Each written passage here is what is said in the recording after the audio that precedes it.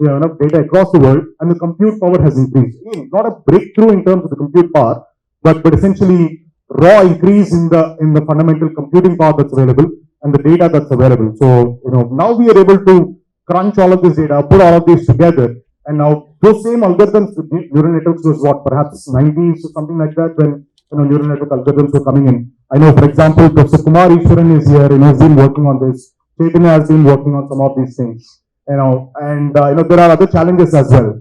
Can brute force approach, be relevant for India and all of this stuff? But before we get into those things, I would like to start with Surendra Garu. You're at Microsoft again, which means you're seeing what's happening in the business landscape and enterprise landscape, the challenges and other things. What do you see for India as both the opportunities and the challenges in terms of becoming the AI leader? Let's say if we want India to become the AI leader, what do you see as the potential challenges and opportunities? It can do for me. The question, we can say what I can do in here. I think that has to be a mental model or mental shift one has to start adopting. And especially for Indian context, how in Indian ecosystem, the Indian youth, we have the largest talent here, how they can really lead. When I actually put this in context of how it can be done, in any technology there are 4 parameters of success, okay? Or 4 parameters to really ponder upon. I think a lot of students here, we all heard about IQ. Generally in academia they are introduced as IQ. And as we grow from academia to professional, we get into a lot of EQ. How do you handle your emotional quotient in terms of connecting with each other? These are the 2 personal and personality aspects of it. Any technology has to become, and I have to adapt and I have to embrace it. There are 2 more parameters which are very, very fundamental and which generally not talked upon in a larger forum. One is the social quotient. Okay. In terms of the amount of population, amount of society, amount of communities which we have, what is the social relevance of any technology is the most important aspect of it. And when I was looking at the UPI, why UPI has become so relevant and so successful? Because it has elevated the social identity of every person of every Indian. That's a fundamental key difference to the success. So any AI technology which we wanted to implement, we want to represent, first it has to bring the social context, social quotient in every person and everyone who is attempting to do that. Once it helps me in terms of establishing my social identity, it increases my social awareness, it increases my social quotient, then I will be slowly start trusting that. 4th aspect, once the social thing is established, it has to be very, very relevant to the way I live and way I conduct myself. That is where the CQ comes into the picture, which is called cultural quotient. It has to be very much relevant. When I saw the demo of the IoT, it will be adopted here because it is basically talks to me and then responds to me the way I conduct myself, my life in the society. So I think the key challenges or the opportunities for any company, any product, any AI revolution is to, while we establish the basis of the technology, we start basically making the social relevance and cultural importance. These are the 2 aspects, and that is where I saw one of the first introductions of data for me is when they introduced this language model for Tanmama story. That's my cultural question. That's why I relate to that. That's why it becomes so relevant for me. So those are the opportunities and those are the challenges. One has to really consciously. You're wearing multiple hats. You're the director at Meta, Facebook, you're dealing with data, emerging tech and stuff. But might I request you to put on the free software advocate hat while we talk about this? Surendra was talking about this, with these opportunities. There's a social opportunity, there's a cultural opportunity. For AI to be relevant to any of these things, we require lots of data to come in. Right? And we have spoken about the same thing now that the data storage is cheap, inexpensive, it's available. But I don't know if that's quite relevant to data that's produced or data that's required to build this open source models and stuff, right? What are the potential challenges that you see in terms of building these data sets in the country? Now, India is quite diverse, from across the length and breadth of the country, you have lots of data that can be generated from, from agriculture, the stories, Mama Kabaru that Surendra was talking about, voice data sets. There are tons and tons of data sets that can be generated, but without, in some sense, protecting, what are your views on how do we protect our data, to build models that are relevant, that can help the society? I know there are no license per se, but your views on some of this so that we can build a better AI for the country. Thanks, Praveen, for your question, and thanks to Switcher for having me here at this event. It is truly an honor to have this opportunity to share some thoughts with all of you. Since you're asking me to answer the question with the free software or open source software hat on, perhaps I should start with that piece, which is what is Meta as a foreign tech company? What is Meta as a producer of proprietary software? What are we doing here at a free software conference? What many people don't know is that Meta is a very hardcore believer in free and open source software, and it has happened. Mark Zuckerberg was not very keen when he was building Facebook to pay for other people's cloud, or as Richard Stallman would call it, other people's computers. So he started an open hardware project called Open Compute. That was the first big project at Meta, which was an open source project. Today and every year we publish a state of open source report. So if you count the total number of projects at Meta, it is 1,200 open source projects that Meta has released. Separately, we are keeping a count on GitHub and on Hugging Face. We have released 650 open source or close to open source AI models, and we've also released 350 open data sets. So that is the extent of our open source portfolio today at Meta. And that's why we believe we are part of the same tent. Free software or open source software is a very powerful concept where you will see the same idea in the manifesto of the CPIM and the same idea in the manifesto of the BJP, and both of them will give separate ideological arguments for why open source is important for the country. So in the same movement, you will have large capitalist mega corporations, and in the same movement, you will have a small socialist cell as well. We're all part of the very same movement. So that's the first thing, that it is in a world where increasingly we feel divided, that you are different from me. Open source is still that very powerful big tent which brings us all together. But it is very connected to the question that Praveen is asking about privacy. So suppose you're using a proprietary software like WhatsApp, and as WhatsApp, a proprietary software company like Meta is saying, we are protecting your privacy and nobody can intercept your communication. The guarantee is being provided on the back of an open source project, which is Signal. And in the Meta white paper, we say very clearly, for the end-to-end encryption part, we have directly copied the Signal code, because it was available under a liberal license, where you could put it even in a proprietary product. Then, more recently, what Meta has done is we have moved to make Facebook Messenger also end-to-end encrypted. But when we did that, we did one more thing. We made some additional contributions to open source. We released a project called Code Verify. So what does Code Verify do? From your browser itself, you can verify that the code running on your computer is exactly the same code running on somebody else's computer. So that there is no targeted backdoor that Meta has put into your software to spy on you. So how to verify that there is no targeted backdoor? Only way to verify this is to use this project, one of the ways, and this project Meta has released as an open source project called Code Verify. So, open source and privacy are very, very closely connected.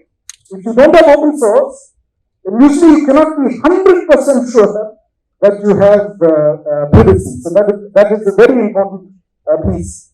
But what is the situation in India? India has a new law enacted in the middle of last year.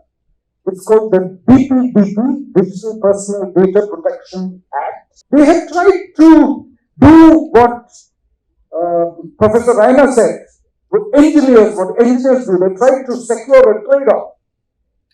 The trade-off is between three broad objectives. First objective is protecting individual rights of citizens. Second is protecting innovation. And the third is to protect the ability of the government to govern its citizens. So that was the three objectives that the policymakers had. So, very strangely they say, if you voluntarily put your personal data into the public domain, then anybody can use it for any purpose. It is not even covered under the Act. So voluntarily, if you put data in the public domain, it is not covered under the Act. But if it is not voluntarily put into the public domain, then you need consent. So at least India has quite a firm basis to protect the rights of citizens, and all corporations, big or small, hopefully will comply with the obligation under the law. So, I will end off by connecting this back to one of our projects at Meta. The project is called Llama 2. It is a near open source. There are some big distinctions from the standard open source licenses, which people will complain about, and they should complain about. But the advantage of using Llama, I'll first start with the advantage for us. When we released it, we had released the code in Python. It was not very fast. One developer called Andre Karpathy, over a weekend, re-implemented the same code in C, became 4 times faster than us, and we ourselves took this C implementation back into our servers. Use obviously, free software is good for the capitalists, that much is clear.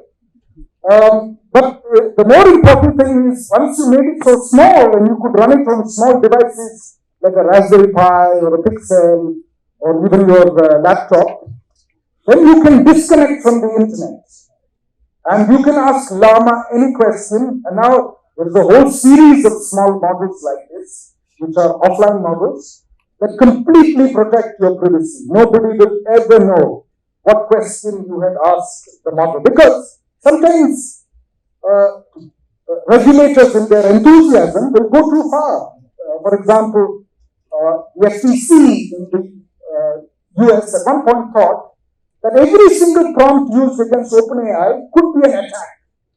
So they asked OpenAI to submit a database of all prompts to the FTC. And that would be a horrifying thing if you had asked some embarrassing question to OpenAI. So this is what is important, that there are multiple rights. These rights are often in conflict with each other. For example, we have a right to information. That right is in conflict with the right to privacy. And we have to be part of the policymaking process so that our lawmakers make laws which solve this double optimization or double maximization problem. And I think it's a great opportunity for startups as well, right? To be able to reply to things. I know there's a huge data problem. We'll get to that. How do you see this as an opportunity for startups? You don't need to build your own models right now. One can, but as Sunil was talking about, we have lots of open source models available right now. Data is a problem. We'll get to that. Can leverage this thing. How do you see how can this ecosystem be nurtured in that sense, and especially in Hyderabad, Telangana. Right? If you want to, let's say, become the AI capital, what are the potential pitfalls, challenges, opportunities that you see with models also being available, the open source models being available? How do you see this? The startups, I'm sure some of these people would want to take this opportunity and build something out of it as well. A lot of people know about T-Hub, but let me spend a couple of minutes more about T-Hub. T-Hub is the world's largest innovation hub. Not sure how many people know about it. Second thing is, I don't know if you've been to that place, you would find that there are a couple of other entities also in and around. One is eWorks, and there is another tower that is coming up behind called image towers. So eHub itself has got about 450 plus startups right resident in the building. And eWorks that is next door is the India's largest prototyping center. Right? And then image towers that is coming up right behind is going to be one of the world's largest AR, VR, VFX gaming solutions setup. Right? Just coming to your point, Praveen, about what are we doing here, making this place Hyderabad unique model. Now, leave that aside. Let me continue the story that the professor was talking about. So he spoke about the untold story of UPI. There is a bit more about the untold story about UPI. The UPI stack that was built had a significant contribution from startups, right? So the sourcing of a lot of applications happened from startups. There's also another application. I don't know how many people remember. I don't think we can forget, called COVID application. You guys remember COVID? Right, so nobody can forget COVID application. Very interesting thing about what we have done to the world. I have seen people traveling from the US coming to India carrying the COVID certificate. Did any one of us carry COVID certificates? No, right? I hope I heard that. No, right. So the point is, if you lose a certificate in the US, it takes about 2 to 3 weeks to get the certificate. And we never lost any of the certificates unless somebody had a problem. So this was another technology export that, along with startups, India did, to the world. In fact, the other point about Hyderabad and Telangana, again, because you brought up that point, Hyderabad is the pharma capital of India. Hyderabad is the pharma or rather vaccine capital of the world. So, if you look at sector by sector, there are so many sectors where there is one transformation is happening, and Hyderabad has been contributing both to India and to the world. In fact, in that process, we have attracted Microsoft and Meta, and I'm sure that's a long list, right? So, as of now, 25 to 30% of foreign companies that want to come to India are actually coming to Hyderabad. And this is something that I am not saying it is national support. I'm sure you can go and check it out. So where I'm coming from, the opportunities exist. You don't have to look outside, beyond say India. I'm not saying you have to drop your plans if you have any, but there are opportunities right here. There are support systems that are available. I know there was this question about, it is just one GitHub or one of those entities, GitHub, etc.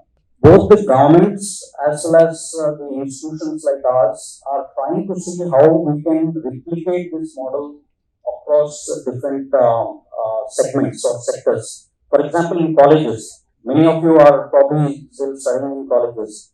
Some of the colleges have already taken that responsibility to build innovation hubs within your colleges. And some of them have approached us, some of you have already the talent required, infrastructure required. All that might be required is to really go on and build on those. Now, when it comes to technology challenges or issues, I think both my eminent panelists have actually talked about data.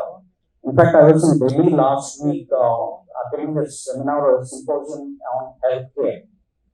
The biggest challenge in India, and this is a challenge for all of you youngsters who want to pick the problems to solve, right, is really to look at healthcare.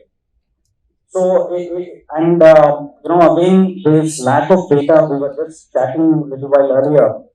There's lack of coherent data. Of course, data is available, but it is not available publicly. If a startup working in healthcare domain wants data about clinical data, or they want data about patients, you have to approach 100 different hospitals or clinics to get validated data.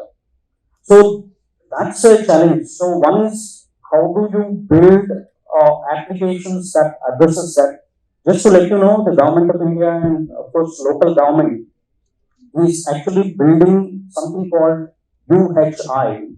So on similar lines to UPI, Unified Healthcare Infrastructure, and that is going to be equally massive. It is being touted to be much bigger than UPI, where you unify, stratify data for patients. Patients are nothing but people like us, who go to the hospitals.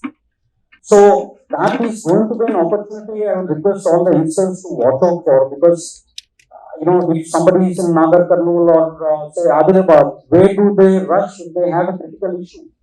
Everybody comes to Hyderabad. How do you make the tertiary care, or rather the primary care? Tertiary care is what we have offering here, which is like the Apollo hospitals, etc. The primary care facilities. How can technology, the same AI, which actually solved one of the problems that was demonstrated, can take up a challenge around healthcare? It's one opportunity that I really see that is in front of us.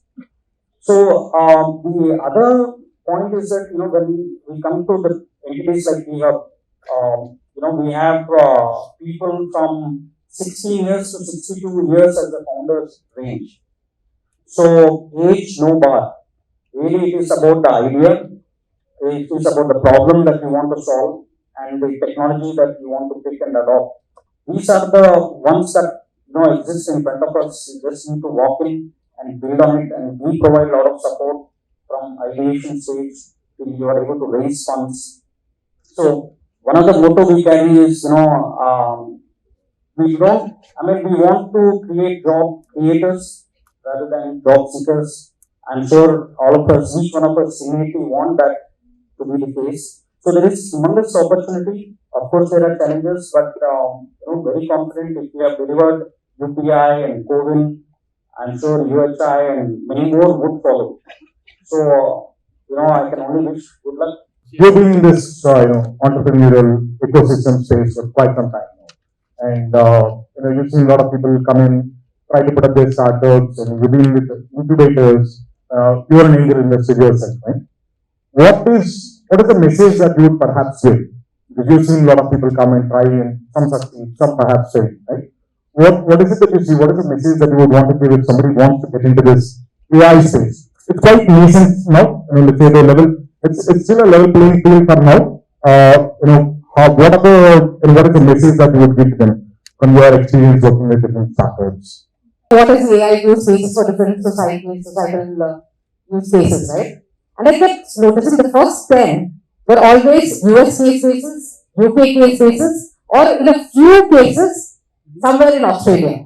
The Indian cases were like the 30th or 40th number. I started counting after the third or fourth search. So any use case that we develop here will have to be for that kind of database and with a diverse database. Let me take a simple example. The government is developing something for languages in India, right? One of the best use cases somebody suggested was that we can use it for translating government documents, government information into easily accessible to women, entrepreneurs and any other entrepreneurs across the board, right? So you can access, let's take for an example, agripreneur, right? If the agripreneur has information that they require for doing their business, in Telugu, that data will not be available easily. That information is not available easily simply because he has to type in the data, search through 10 different websites. Half of them will not be, my Telugu is not that great, but even I can make out that translation is little off. And you have such, if the simple language translation can be made so that the person in the last mile of India can get that, understand the skill and apply for that skill. That's the best use case to start with now, right? Simple things like the Right to Information Act. Why should there be one person sitting somewhere in some office making that decision? There is in fact a startup which is working on that anywhere in India you can put in the information and the AI tool answers the question. You don't have an AI officer having to answer the question. Believe me, most of the time the AI officer has got many other things to do and he's not interested in replying to that, the RTI officer. So let there be an AI tool that's building that. Simple things like this if you can build and execute it. The UPIs and UHIs will have the big technicians doing it. but let's have some startups build legal, agri, health, education. Taking off from what Sujit said, there is telemedicine that's being talked about, right? One of the reasons it's not working is because there enough data around women health, and most of the times the women health which is the last priority in the family. The data sets around that is not available. One of the entrepreneurs that I'm working with is trying to develop data for women around menstrual health, right? And that, she's developing data, she's not talking about building an AI on top of it. Right now, she's just developing the data. Can we, with different, to disappoint the men, not all women are the same. We have different health problems and different issues, and different genetic compositions lead to different issues. So, if a person is suffering from a certain type of disease in Telangana, the same disease will not occur in Nagaland. Can we therefore have the data for each place? And that's something that a startup is working on. Can you build the data sets? Indian data sets will be very different from foreign data sets. And please, if you can have startups which are giving data, there's money to be made there too. Because Meta and Google are not really sharing data with us. I hope nobody minds. We are going to create these data sets. In fact, this data set is going to become open source. Right? We are just working on a licensing model to create and release this. I was talking about, some sort of attribution should go back to people who have contributed to this. Right? And this was not built by one company. This was not built by a few engineers. This was built by tens of thousands of people coming in together to contribute data sets. In fact, for the next few months, this is the focus of Swecha. We are going to be releasing a lot of data sets from agriculture to healthcare to all of this stuff. But I'll come back to this because there's a lot more questions about data. For example, all of you are mentioning this. If I'm a hospital, why should I share my data? What am I getting out of it? But we'll come back to this. We'll come back to this in a bit. But I'll go to Raj. Raj, as a CTO of one of these very few firms, it is that I know of, which are really working on AI ML projects, product services. Can you give us an example, or have you seen projects where AI is being used to solve societal problems, where AI not just SORAs and the activities, but something that can directly solve a social problem? Have you experienced anything like that? Any projects like that would you like to share with us now? One thing I want to say is, social problems are everywhere. So we have one customer in the US. What they do is they work in providing jobs for the low healthcare jobs. So these jobs are mostly from Mexicans or the blacks or low poor, right? They basically take up the jobs, cleaners, janitors, things like that. Right? So what they said is, this company does a job screening for all the employees or healthcare companies to hire such workers. The problem here is when you plan these interviews, the guy is so poor, he doesn't know how to come to your office, he doesn't have commute, he cannot come at the right time. And when he comes, the interviewer will not be there. So it's a big challenge to make sure that the interviewer and interviewer are both present when the interview has to take place. It's a real societal problem, right, in Philadelphia and other regions. So what we said is, we can give an opportunity where they can do the interview at home. Right? They will go to a web, there will be questions and they'll answer. These answers are not like ABCD, right? They are like interpreting how somebody thinks to. So somebody says that, what will you do if you find a difficult patient? So there are different ways, right? I'll talk to them, or I'll ask my manager, I'll talk to my peers. There are so many ways we can judge on how a person reacts to a problem. So what we have done for this particular stuff is, we have from the interviewer the list of 10, 15 points that somebody can say when this kind of question is asked. What we simply did is, we created a recording. The user simply records his response for that. We simply do a semantic matching, thanks to the tools we have, and we tell which of them really match, and we get the information back to the interviewer. So the interview process is done quickly. So what I believe is, wherever technology can help the poor to make a difference, it will really help. One final thing I really want to say is, when I see all these LLM, the way I see them is, there are different small tools. Some tools can convert voice to text. Some tool can translate text to another language. Some tool knows how to get information from documents. Some other knows how to get data from SQL. The beautiful part is He's unlike, see, everybody uses chatbot now. Chatbot was like 10 years back also. I had a lot of challenges with chatbot because never will understand the intent of the person. So those chatbots used to be, you go to the bank, select one for savings bank, select two for checking account. It is like your mobile phone only. Why? Because we don't understand how to interpret that. But now thanks to ChatGPT, whatever you ask the question, it understands your intent. And based on it knows what to do. And of course, we do a lot of work behind the scenes to train the model so that all scenarios, all prompts it works. So I encourage all the youngsters here to basically use all these tools to solve different problems. When you have this set of 10 or 15 ways to solve a problem, like Praveen, like you said, any problem that we have, any challenge we have, we can think about how to bring all these tools together to solve the problem. Thank you. It's not that we don't have the data. Data is there, but in different silos. For example, hospitals, let's say one of those big corporate hospitals, but they have lots of EMR data already available. But they are in silos. Everybody has both thing.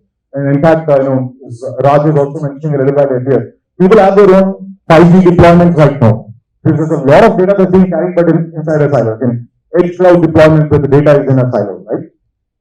What do you think? How do you think we can actually, break these silos? And I know there's a policy aspect to it, right? But what can be done? What could perhaps be an incentive for, let's say hospitals to begin with, right? To start saving some of this data, because I know that there's a lot of potential positive outcomes that can come out of that, from early detection of cancers to all of this stuff, somebody, I think you can get different perspectives on the same thing. Who would like to go first? Yeah. Hyderabad has the highest number of research institutes after Delhi. Delhi is mostly administrative, but Hyderabad has the highest number of research institutes. These are central government, these are state government research institutes. And they have a huge amount of data sitting with them. So let's take an example of hospital data that we talked about. There is an organization called CCMB, right? Center for Molecular Biology. They have been trying to collect disease-related data and other kind of data. They have been trying to collect it. One thing, if we can just have a policy, a way of getting that data to them, they can then democratize that data. So there's one person who is in charge of all the data for medical. Then we can, so the way NCPI was created, then we have the central research institute which have the capability of managing the data, which understand use case of data. Because data is not just about having a data, it's understanding how it can be used and how that can impact ethical, non-ethical, all of that consideration. But if we can have a central agency which is using it, and the people, scientists who understand how the data can be used and received, then those can become the basis of having all the data. And make it mandatory to share the data. If the banks have to share my financial data, somebody can as well share my health data. So, everybody is possible. So, and data can be, in a way, not be very personal, but you can at least have the data in terms of, let's say, female, so age, has this is the genetic makeup. You don't have to have my name and my phone number attached. So that can be sent out. I think that could start working there. The hospitals or clinics are the custodians, have a fiduciary responsibility to hold the data. They do not have the authority on it because we give the consent to them to, for the data storage and processing, etc. I think, I'm sure it's not something what I'm saying is new, they understand it. I think so that's where the policy needs to come in to help everybody come on to the same page so that the data sharing starts happening. It is not monetized but anonymized, what she was talking about, so that everybody starts using it the way it was done in UPI. I think that is something that is already happening. I'm sure the professor would cover that at some point. That's the way forward. The data is ours and ours, but are they actually, really acting as fiduciaries or custodians, or they hospitals like to believe that they are holding the data? Right? What is there some policy on this? How do you see this? So Meta has released a open source model called Massively Multilingual Speech, and the model can ID 4,000 languages, and it can do speech to text for 1,100 languages. So what was the data set to do that? Because when you start talking about 1,100 languages, many of the languages are resource poor languages. That means there is no digital corpora to achieve What is the example of resource high language? It is French. So thanks to the Canadian government, every single government document in Canada mandatorily had to be translated from English to French by very high quality translators and made publicly available. So the first language where we had very high fidelity between between the two languages of translation was English and French. So, but then there is the other end of the problem statement, which is very low resource languages. So for these 1,100 languages, for most languages, the only text that was available was the Bible. And they got a human to read the Bible, and then they trained the model on that single recording. Yeah? And it made reasonably good speech-to-text software. High error rate, obviously, because very small computer, but even 60%, 70% accuracy is a good job for the first cut. So let's take another example. There is a non-profit in Bangalore called Agami. They have a project called Open Nyai. They have created a chatbot for domestic violence so that women can ask questions about legal remedies. If you look at the question answer pair that they have used to create the RAG pipeline before the model, it's only 300 questions and answers. And behind it, they're using some generic language model to make it into sentences and to respond to the context you're asking and so on. So again, you want to make a very powerful project, doesn't take so much data. It's only 300 question answer pairs, you will arrive at the project. So there is a lot of work for us to do in India, which doesn't need to wait at all for data. We just need to be very clear, what is the performance we are interested in, what is the application we are interested in, and then we can quickly move to all of that. And I wanted to break the seriousness a little bit here. I think everybody is talking about very serious use cases of AI. I wanted to share two use cases which I think are useful for us. Munshi Premchand's stories are now in the public domain. They're free of copyright. So it is possible to have the story translated using a variety of open source AI systems or even proprietary to any other language, maybe Kannada, and then a Kannadiga farmer or a Kannadiga person who is illiterate can hear Dr. Rajkumar, his favorite film star, read Munshi Premchand's story to him and he can enjoy literature. So that's one application which we should all be very excited about, provided the children of Dr. Rajkumar allow us to use the personality rights of Dr. Rajkumar for that application. And then the other story or the question that I keep asking everybody is, what percentage of Indian homes do you think own a personalized piece of art? So suppose in the good old days, a king wanted a portrait of himself painted. Only kings and queens had that kind of art in their homes. You could potentially go to a cyber cafe if the cyber cafe owner is savvy, and they could use a model to render your grandmother or grandfather's photo in the style of Raja Ravi Varma or Amrita Shergill, and you can print it and put it in your house for about 100 rupees. This technology chain is already available to us. And imagine the profound way, because even if we estimate that 10% of Indian homes don't have this art, I suspect it is much more. My suspicion is much more. That 10% is hundreds of millions of people, and this will be a profound contribution to the quality of their lives, which is not serious, like medicine and many other serious topics that we're also talking here, because I believe the fun part of AI is going to be very exciting, and that part also should be open. I want to add something funny here. Right? My mother is almost 88 years old, so she can go and buy sarees, but she buys for all the others and all sarees and all everywhere. So she started looking at this video things, WhatsApp and all, where people show, there is a shop owner, he keeps on showing the sarees and all, she'll be watching them, all those things. So I was thinking something like this, right? So UPI, for example, has made it so easy for anybody to buy from anywhere, right? So now so many people have been able to start from the house selling sarees, selling things and that.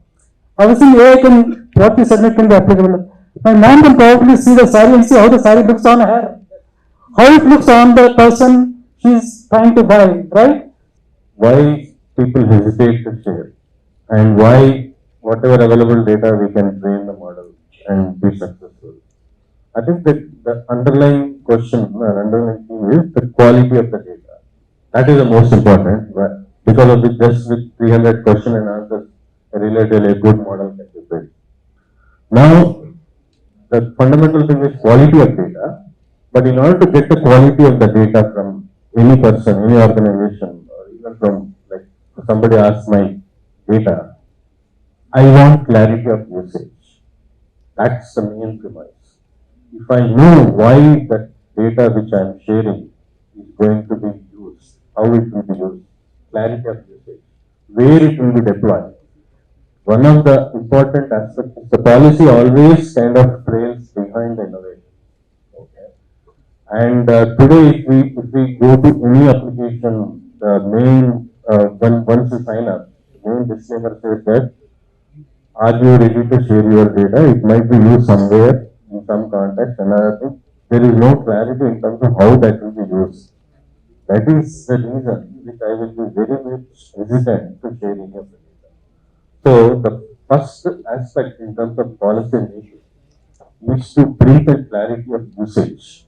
Once the clarity of usage has been stated, even though there is not a strict legal law which has been established, people will be willing to trust the system because there is a usage which is being already stated there. So quality data and clarity on the usage are the fundamental two aspects which we need to really empower everybody, and that is one of the fundamental challenges in order to really make the AI for everyone. Okay, and that is going to be the one of the first challenges, and that's where the technologists, academia, and the students need to have a platform to interact. And one of the reasons behind the slowness of growth or slowness in terms of adoption is the mentorship which I feel. When I interact with students as a part of my social responsibility to raise awareness on AI with a lot of students, what I feel is the environment where somebody can really ask any question without any reservation, okay, and then seek answers for that in a very secure way. That is missing. That's where we need to have a platform of mentorship without hesitation to create awareness of how the data will be used, where it will be used, what will be deployed. And one of the only forum that can enable this is the open source forum. Okay. Because open source doesn't promise any employment. But one thing open source promises is the deployment. That's the fundamental importance of open source. Once you promise what you're going to deploy, then people will trust you and then people will be ready to share the information. Absolutely. In fact, all of this stuff that we're doing is proof of that, right? You know, to the fun part, like the Chandamama Kadalu, it's not the equivalent of the Munshi Premchand stories, but these are stories that we all grew up in. You know, Surendra was saying the same thing. There's a huge cultural connect to all of this. It's a fun way that we had, in 6 hours, 10,000 students proofread around 40,000 stories that then fed into this small language model. Even the voice collection corpus activity was a fun part, right? No, yes, sure. There are going to be a lot of fun projects, but I'll have to, go back to serious questions again. I have two questions for all of them, and probably relevant to all of us over here. Two questions for each of you. Same question, different perspectives. I know we are at the back end of this discussion. First question is, in your opinion, what should happen, what should we do to ensure that we are the AI capital of the world? Okay? And one message to all of us over here.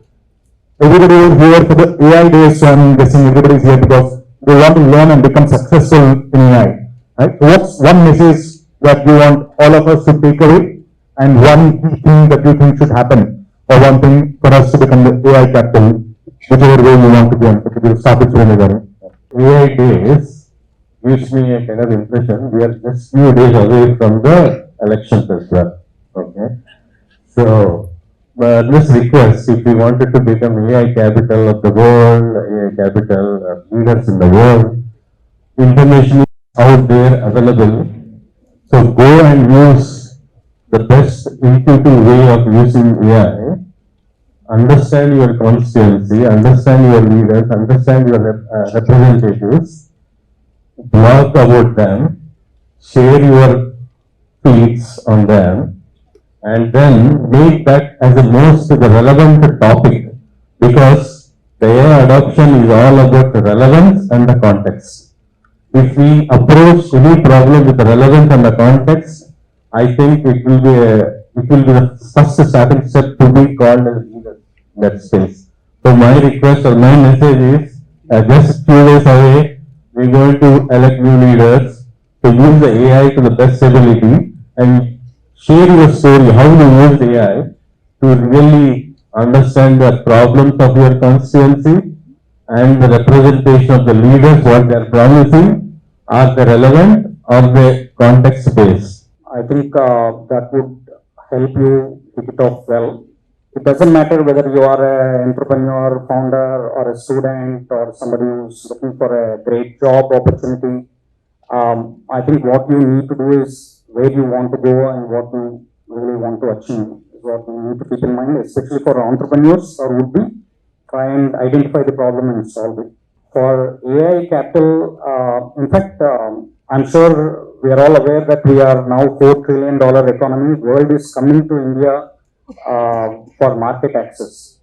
So if we can solve for data issues, the world will come for data as well. Just to let you know, in fact, US has got roughly about 30 foundational models, is what I read somewhere. India has got none. I think small countries like Israel or some of these, I'm not talking about China, have got probably 2 or 3 big large language models, foundational models. So there's a huge opportunity for us to build on, and of course we have got 2 great organizations that are offering open source capabilities as well. So these are the areas to look into for to respond to those.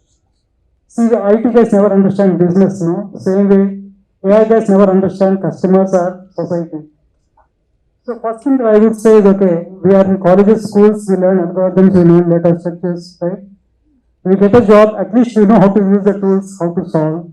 So at least in the initial days, we learn how problems are being solved, right? How to change the hairstyle of a person, how to change the dress of a person, how to write a nice article, right? My daughter does all her video assignments using ChatGPT, right? So I'm worried about that also.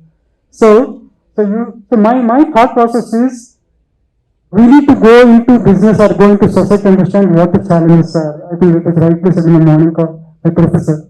So we need to understand where technology can make a difference, right?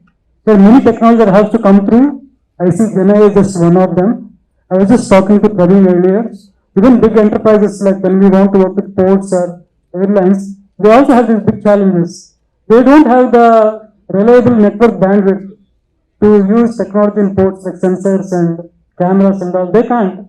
So what is happening now with new technologies like private 5G, where they are issued a bandwidth. So what I'm saying is, when technologies, players, everybody has to come and create an environment where a business problem can be solved. My earnest request to all the people is, maybe you should go and work with companies, say that you want to work on business kind of problems using AI. So get familiarized with it. So when different solutions, different problem comes, at least we know how to approach. Thank you. I agree with you when I say when you said that people don't know where to look for problems. They seem to have solutions first, and they don't have.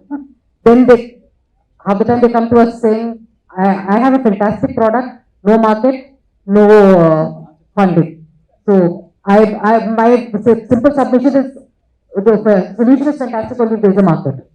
Now coming to that, the one thing that I think India can do for AI, for any data set or any modeling, any IT that we can do is how can we model it for the last person? Whether it is, look at agri supply chain, right? We've not even thought, if you look at the way the world is looking at agri with AI, you combine the two, the things that you get is precision farming, you get things like commodity price management and things like that.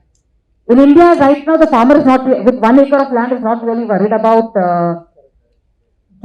how much commodity should I produce, at what price should I produce so that I can sell it. Because he's seen his neighbor, he's making, putting tomatoes, I'll also put tomatoes.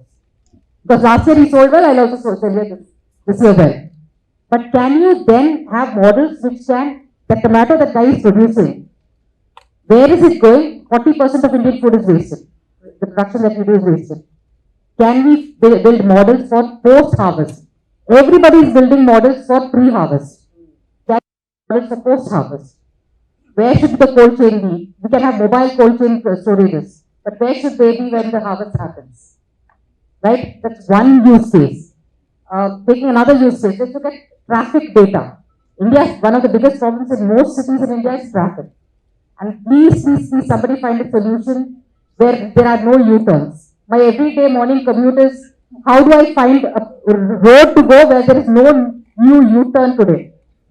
So, the same traffic management data that we have can solve for ambulances, which is the best route for the ambulances to take.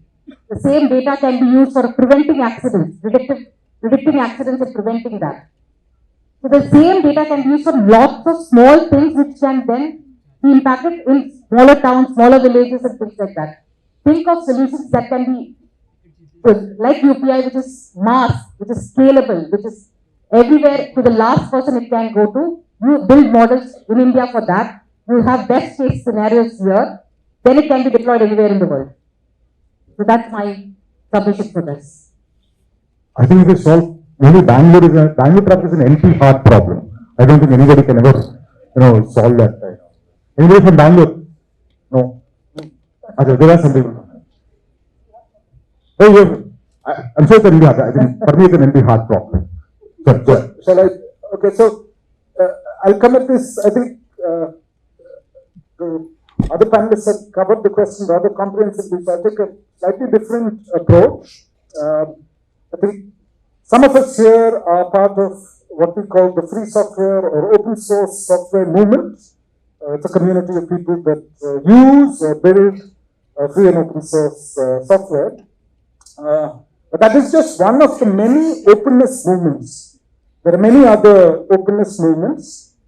And the problem with AI, exactly as we had during the inaugural ceremony, is that it's a dual-use technology. It comes with some risks.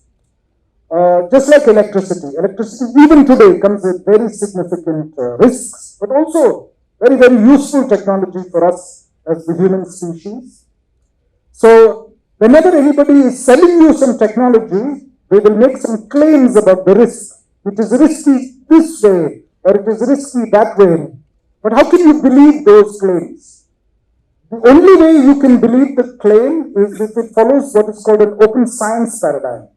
That means the software should be open source, the training data set should be available under open data license, the full documentation of what you have done should be published under an open access scholarly paper.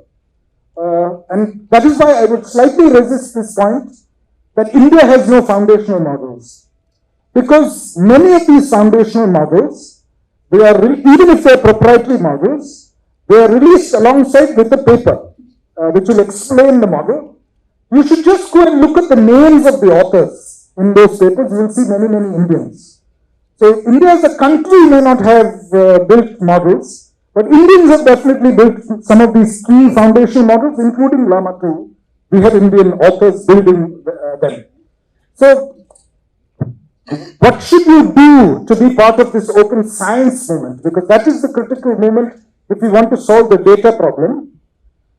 According to DST, Department of Science and Technology, and Department of Biotechnology, they have an open access policy. That means every year they give $1.85 billion to Indian researchers as grants. But the expectation is, once you do the research should be published under open access license. That is the expectation. All we can as citizens say to these professors, please also release the data set. So that in the tradition of replicability of science, some other scientists can also repeat the process and check whether your scientific claims are correct. If there is a culture of releasing data sets in India by state governments, by scientists, then these data sets will be available for us to do other things. There will be a culture of open data sets being broadly available. So I encourage each one of you, because this $0.85 billion of research is your money. The intellectual property that has been created by that is licensed to you mandatorily by government policy.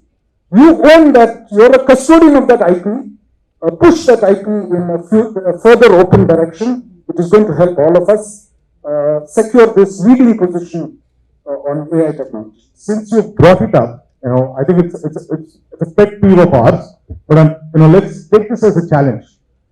Open access journals, the Elseviers and the Singers of the world charge thousands of dollars just to publish one piece of paper. Per page is I think approximately $100 or beyond for any open access journal. The problem is there needs to be scopus indexing and all of that stuff. Can we today, take a stance, say that, we are going to come up with our own open access journal, not relying on the Elseviers and the Fingers of the world, but to also, at some point get into the scopus as well, because we can't start with the scopus index journal. I mean, we may not be obsessed with journals, at least for some domains like AI. Scopus is the problem. Because some of the best papers in AI are not in journals. They are outside journals. It is something that I think we should go for the next 1 year. Yes. If we can actually come up with our own peer-reviewed conference, proceedings, which are open access, and that is a huge thing, because even if you are the author right now, you can't even go and look at your own paper. That is something that we should definitely work towards. Open science, open source software. If you want India to become the AI capital without any of this stuff, it's absolutely impossible. Let's work together on that. So it's an open call to everybody over here. Let's work together, create that open access system, open access conference. All right, so we have come to the end of it. I have a small message to give to all of you as well. While we are talking about AIforSociety, all the serious topics, as Sunil said, I have a slightly more fun thing to say. How do I make AI the us as the AI capital? Is first of all by letting the word go out. AI days, AIforSociety. My request is how many of you are on LinkedIn over here? So we should perhaps do this. Can we tag hashtag AI days? What do we do? Maybe we just go back to the previous session. Here was a UPI story, right? It had brought out different emotions in all of us. Some of you felt proud, some of you felt, oh, this is good, inspired, whatever it is. Maybe we can do this. I watched, put the link to the story.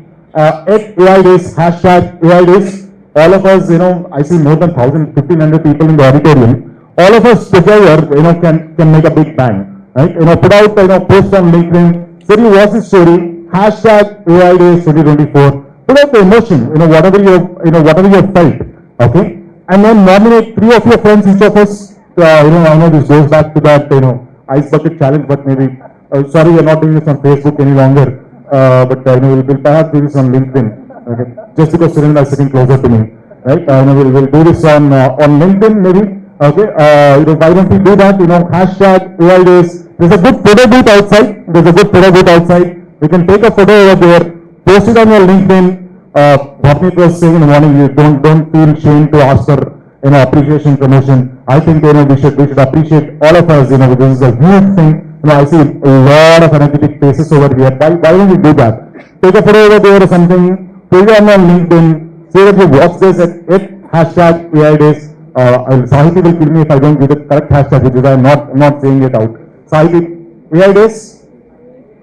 Hashtag. See, Naveen is already ready to kill me. Hashtag AIforSociety. Please also hashtag AI days. I think this is one way. These sort of conferences will actually allow us to become the AI capital. I don't think there is ever another conference like this where lots of people, Amazon, Meta, Microsoft, Google, everybody come and talk about all of these things. We have the entrepreneurial ecosystem. We have people who are really working on AI projects, and we have the open source community, which is creating all of these things. So, they're already bored of looking at my face. So, what I will do is, I'll thank all of you. Thank you. To stay informed about the startup ecosystem, subscribe to My Startup TV.